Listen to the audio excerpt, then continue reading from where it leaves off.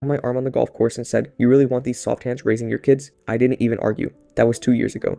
Yesterday, his business partner called to apologize for Trevor's entire campaign to ruin my life. I'd been dating Sarah for 4 months when she finally invited me to her older brother's country club. My entire body went tense because without her brother's blessing, we would never get married.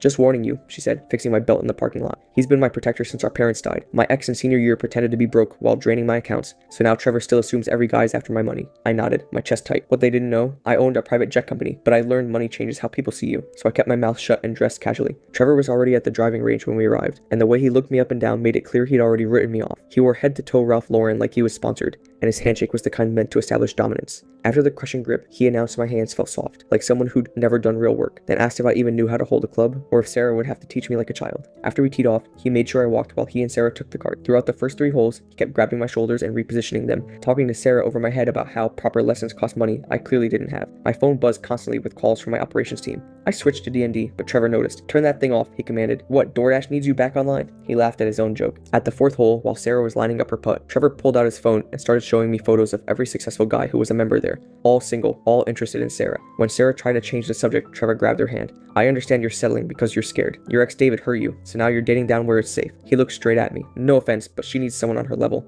My jaw clenched as Trevor turned back to me, his confidence growing with each insult that went unchallenged. "Look at this. What happens if someone threatens you? This gonna protect you?" He grabbed my arm, squeezing my bicep. "Nothing. Probably can't even open a pickle jar." My jaw clenched as Trevor turned back to me, his confidence growing with each insult that went unchallenged. "You know what's funny?" He circled me like a predator. "Sarah's literally the only woman who'd give you a second look, and that's just because she's traumatized from our parents." He actually lifted my chin with his finger, examining my face. Things escalated when a group of women from the club walked by. Trevor literally pushed me toward them. "Ladies, quick poll. Would you date this guy?" They looked uncomfortable as he continued. "You can be honest with me. On a scale of 1 to 10, one muttered, 'Excuse me,' and they hurried away." "See?" He turned to Sarah. "Even strangers can tell he's not husband material." "Trevor, please stop," Sarah pleaded, but he was on a roll. "Let's talk about your future kids," he said, his voice getting crueler. "You really want this as their father?" He grabbed my wrist, holding it up. These soft hands teaching them to throw? This weak voice telling bedtime stories? He actually got in my face, close enough I could smell his cologne. First day of school, other kids asking why their dad looks like the substitute teacher, why daddy can't coach the little league, why mommy settled.